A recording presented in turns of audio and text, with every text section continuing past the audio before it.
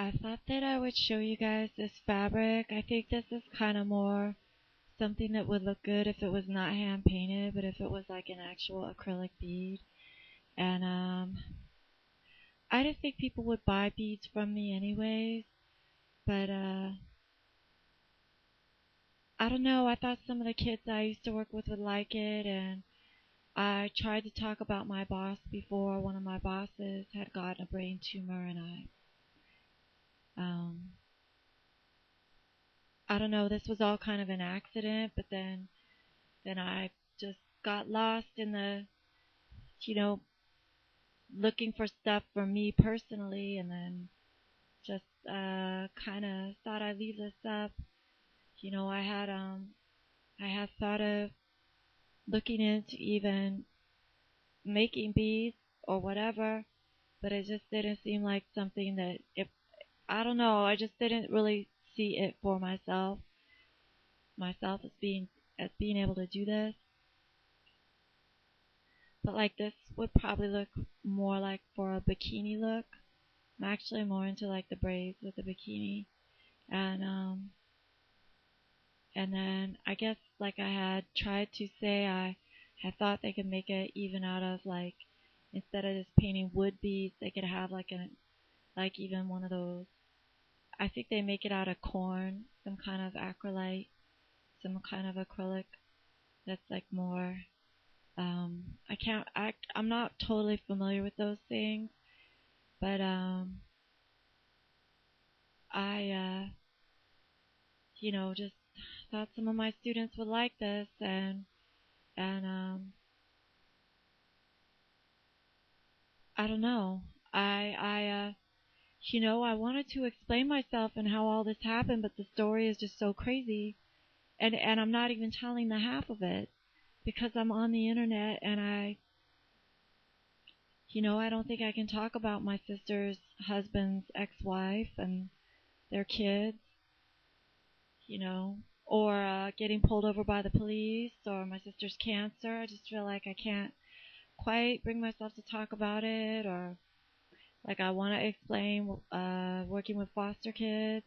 Just it just is too different for me, and I don't like not knowing who you guys are. And I've seen some of the people on the internet because when I wanted to patent a bamboo wig, they grow bamboo, they Mississippi. So I kind of saw some stuff that kind of changed my mind about certain things in Mississippi, and now I'm not familiar with a lot of things.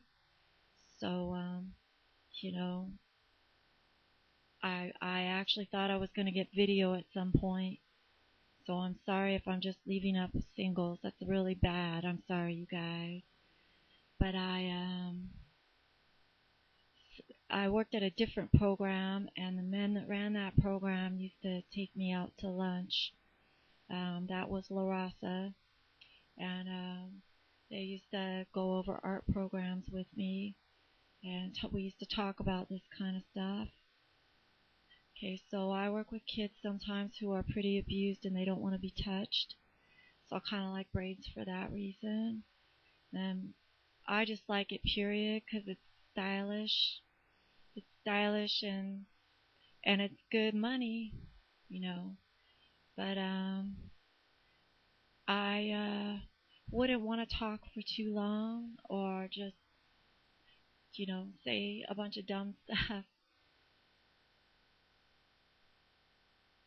And and it is it is if I wasn't in a certain position, I may actually have tried to sell some beads, and then of course it really feels so different to have pot be legal right now. So, I'm well aware that the pot dreadlock bead is it's just that I feel like you'd actually have to have the last name Marley for people to pay $5 or $10 for that.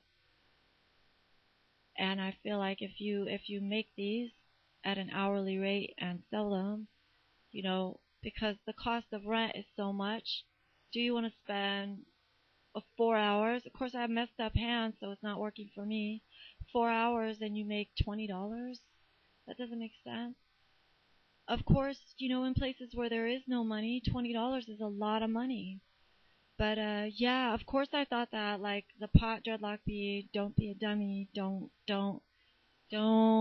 be a dummy, because someone who doesn't have all the baggage from my neighborhood and the drugs and all of it, because meth and pot were intertwined. I'm sorry, but they just were. If you were selling meth, you probably had a quarter pound on you as well. Not always, but it's kind of the same crowd. And I don't want to talk to it like that in front of a stranger or a 12-year-old, so I feel different already. But I that's like, yeah, I kind of you know um I kind of will just stop talking because I just never sound right. It's not my thing.